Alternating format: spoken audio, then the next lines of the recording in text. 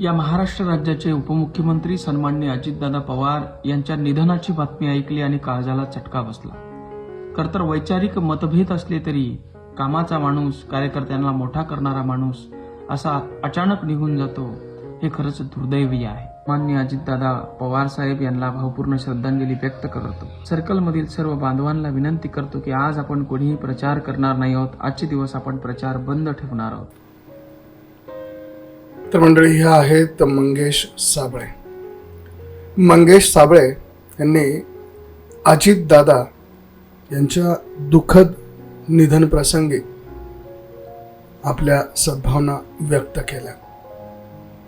त्याचबरोबर आज कुठलाही प्रचार दौरा होणार नसल्याचं देखील त्यांनी जाहीर केलं.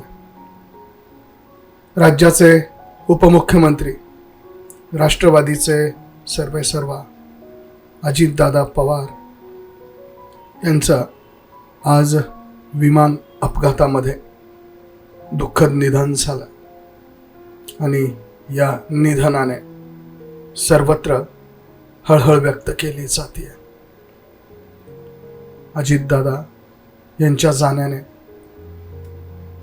एक मोठी पोकळी ही निर्माण झाली आणि त्याच भावना मंगेश साबळे यांनी या ठिकाणी व्यक्त केल्या.